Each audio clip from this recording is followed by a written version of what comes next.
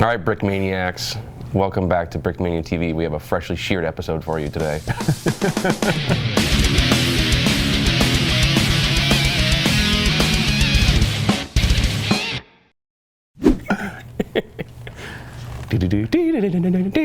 Dan, I understand that you built this. I did build that. Do you want me to tell you about it? Please do. Okay, cool. This is a StuG III Sturmgeschütz. So in the butchering of German, as I'm currently doing it. Sturmgeschütz. Yeah, it's some sort of assault gun. And the Germans made these in World War II. It's based on the Panzer III tank hull. Okay. And the German High Command decided they wanted a vehicle that was basically an assault gun. Man height, meaning that it was shorter than a tank and had a bigger gun than an ordinary tank would have. Cool. Is there a reasoning for the man height, or? Yeah, they make it short so that it's harder to hit. So Yeah. they wanted it to be small. It was basically designed for attacking fortifications, supporting of infantry. As the war progressed, they realized that they could mount a bigger gun. In this case, this is the StuG Ausf G. So that means it is the G model, basically the final model that they came up with during the war. They put a bigger gun. So this is a Pak 40 or a tank, a specially designed Pak 40 that would fit in an armored vehicle. So it's a 75 millimeter high velocity anti-tank gun. Cool. So these things started out as like bunker busters, something that they could destroy enemy machine gun emplacements. And by the end of the war, these were actually tank killers. Cool. So having a small profile and a large gun makes it the ideal tank hunter. It basically can sit in ambush, hide itself in some bushes, and these guys are good to go, waiting for the Soviets to come over the horizon and knock them out one by one. So I guess, how would this thing, in combat, how would it function compared to a regular tank? So you hid in ambush? Yeah, well, originally it's an assault gun, so you can just basically drive forward with it. All the armor is up front here, and the gun is facing forward. Yeah. The same principle applies to using it on the defensive. They would have it facing the enemy. You can even bury it in the ground, so just the gun is showing, and then you're basically waiting in ambush. Cool. These things aren't good for running away because you have to expose your back and your gun is facing the wrong direction. Right. So you have a assault gun, basically, or anti-tank gun. This is the final version. The G, Ausf G was probably started seeing the front lines at the end of 1943. Some of the things that are different from the Ausf G from the earlier versions is they completely simplified the whole casement, which is this fighting compartment up on top here. Previously, they'd been expanding it, putting little armored boxes. Oh, we could put more stuff here, and they kept adding to it. And finally, somebody decided they were going to unkerfuculate it and make it simpler. We can say it once and it's still PG-13. All right, good. So, some things about the G model. You may have seen these with the armored skirts on the side, the Schürzen. At the beginning, they didn't have those. So this is an early model. You could tell because of that. Another thing is that this is a cupola up here for the commander, and it basically has all-around vision ports on it, little periscopes, so you can sit down inside and see all around you. These would typically get shot off, and you don't want to have your head inside of there when it gets shot off. So they built a ramp, an armored ramp over it, so if a shell hit the front of it, it would actually bounce up and over. That's cool. The early models didn't have that, so this guy sitting in there is a good chance they have a shootout with the T-34 or something like that. The commander might lose his head. Literally. Yeah. And who wants to be in a tank with body parts all over it and brain parts splattered all over it? I guess I don't. How many crewmen? I believe it'd be 4. You'd have your driver, and then behind the driver you'd have the, I believe it's the gunner, and behind the gunner you'd have the commander, and then you'd have the loader over on this side. So everybody has their duty, their duty station. Nice. For this case, we've actually included 2 crewmen because you have 2 hatches up on top. And pull one of these out here. Why don't we show off? Yeah, let's show this guy. Where's the focal point of your camera? Right there. There. So explain a little bit about this particular guy, which is custom made just for the set, right? So the actual uniform is based on the Panzer wrap, right? But this is made in the field gray material because I think the thinking was that they worked closer with the infantry at the time. Right. My understanding. When the Sturmgeschütz were first fielded, and in fact the whole concept was they were actually storm artillery. Right. And they were actually part of the infantry, well, the artillery branch of the infantry.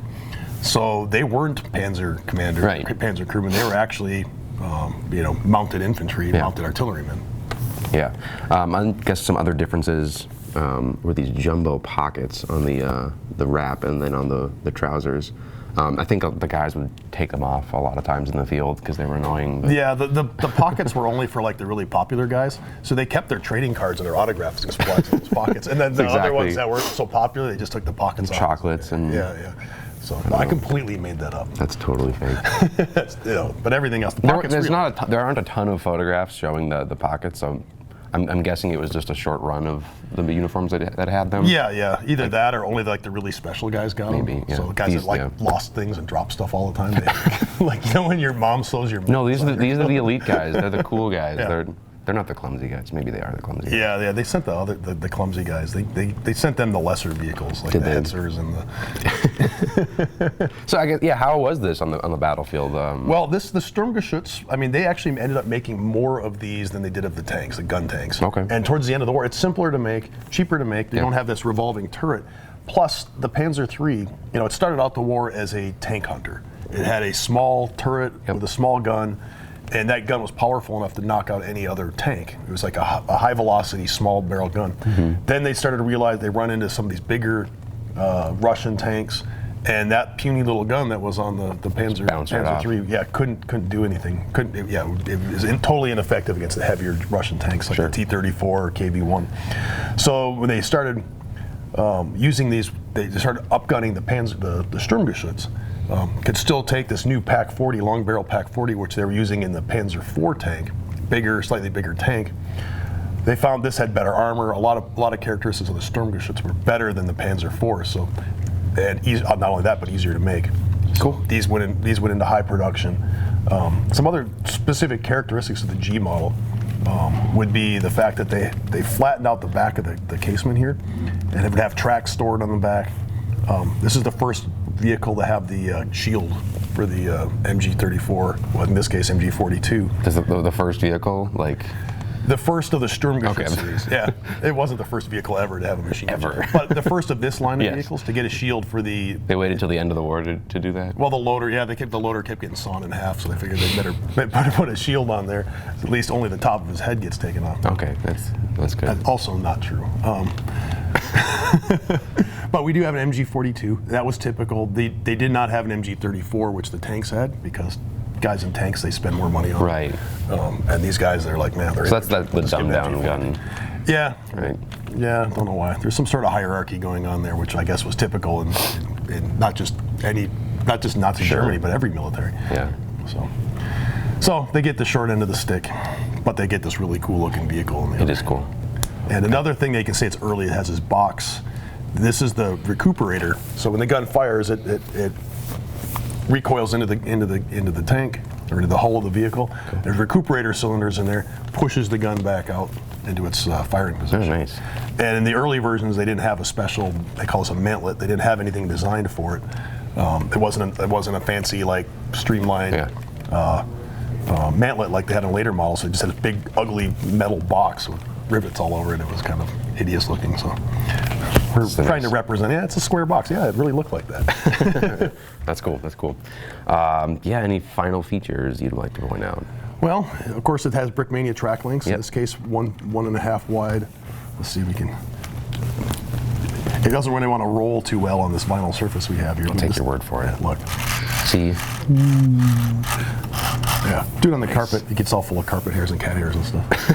Carpet fun. Awesome. Yeah. So this is cool. This is coming out on Monday. You get two guys. These two they're not Panzer. They're StuG. StuG. Yeah. StuG crewmen. StuG wraps is what they call them. Yeah. Lando here designed them. Mm-hmm. You get it. You get the Sturmgeschütz. Mm-hmm. You get two guys. You get the Luger that comes with it. Ooh. You get the MG42 with bullet links, which you cannot buy the bullet links now, but we have connections. So if you want to get the bullet links, you have to buy this entire thing. Yeah, and you get 3 bullet links. It's a bargain. People want to know. We've had a question. We've done this model, other versions of this model before. Mm-hmm. People ask if we've done anything on the inside. Ooh. We really haven't. I'm just going to pop this apart really quick, if I can do it without breaking the whole thing. So this is what it looks like inside.